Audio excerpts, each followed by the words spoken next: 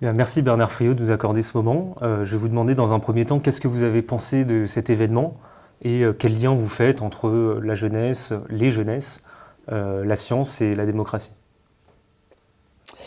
D'abord, j'ai été très content de constater avec la collègue de Toulouse combien il y a une cohérence dans l'instrumentalisation de la jeunesse entre la politique de la ville qui apparaît en 81, 82, la 83, en réponse à des formes d'émeutes urbaines et les mesures jeunes qui sont mises en place, qui vont inventer l'insertion des jeunes, qui sont mises en place en 1977 par Raymond Barre.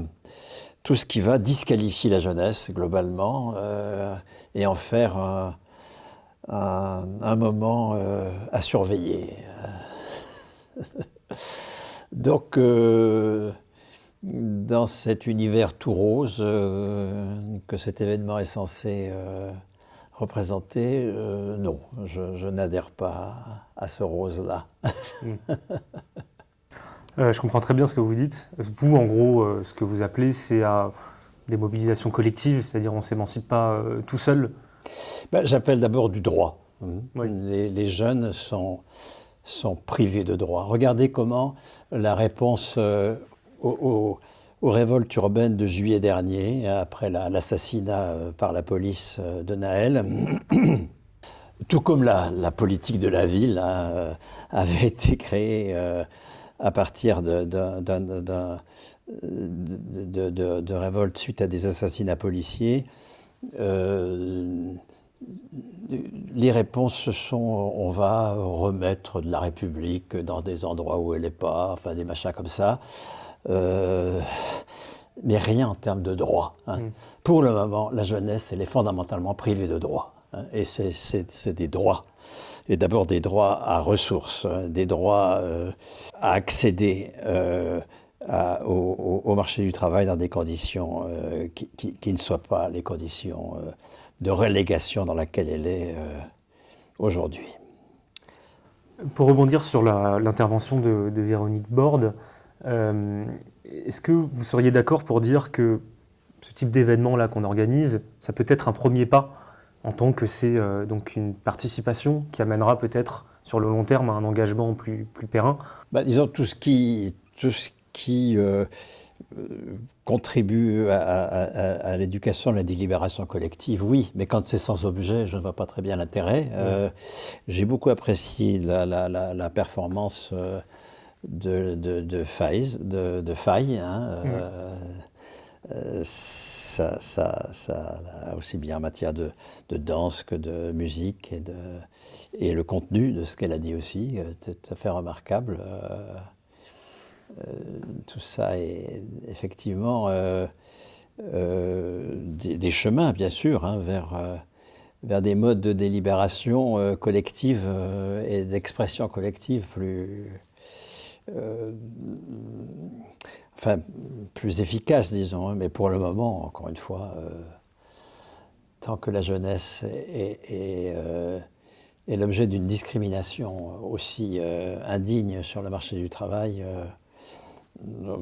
tout ce qu'on peut faire, c'est du cataplasme sur des jambes de bois. Ouais. Quel est votre message précisément pour les jeunesses? Mon message, c'est encore une fois d'enrichir la citoyenneté à 18 ans, chacun de devenir pleinement citoyen, c'est-à-dire une citoyenneté qui inclut la souveraineté sur le travail, sur la production, surtout dans l'urgence écologique dans laquelle on est. Il est absolument fondamental que nous prenions le pouvoir sur le travail, sur ce que nous faisons.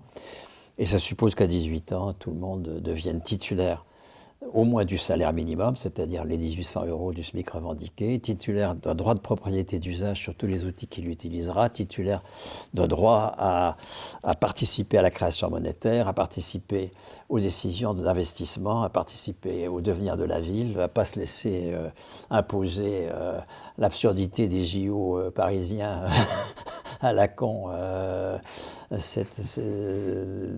contre nous, contre nos décisions. Enfin, et tout le reste, c'est de la mascarade. Comment est-ce qu'on y parvient, très concrètement? Quel est votre message concret aux jeunes pour parvenir à cette situation-là La mobilisation sur le collective, travail. Oui. mobilisation collective, la confiance en des organisations collectives. Quelle est, selon vous, la caractéristique ou les caractéristiques qui unissent les différents participants de cet événement aujourd'hui? J'en sais rien, à vrai dire. Je pense qu'il y a, dans le désert du droit dans lequel sont les jeunes aujourd'hui, tout ce qu'on peut faire pour faire semblant de les éduquer à la démocratie est une illusion. J'aimerais rebondir sur ça, parce que je suis certainement autant matérialiste que vous. Est-ce que ces espaces, c'est pas aussi des espaces de rencontre? C'est-à-dire, est-ce que c'est pas à partir de là qu'on crée des liens, qu'on crée des dynamiques? Moi, c'est en ce sens que je perçois mon engagement propre. Je suis engagé par ailleurs dans d'autres domaines, c'est-à-dire que je ne défends pas le fait que cet événement-là soit l'exclusivité de mes engagements, mais je considère que cet événement, ça peut être un début, ça peut être une amorce à quelque chose, à une dynamique positive. Ben, espérons-le, oui, bien sûr. Et j'espère que votre présence ici est quand même motivée par ce sentiment-là, parce que sinon vous ne seriez pas venu, je pense, non? Moi, je réponds à l'invitation d'une collègue de Nanterre. Je suis prof à Nanterre, enfin prof en retraite.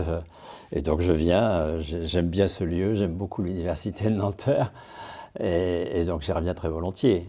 Mais je pense que l'urgent pour la jeunesse, c'est de la sortir du non-droit dans lequel elle est. Oui, par les mobilisations sociales.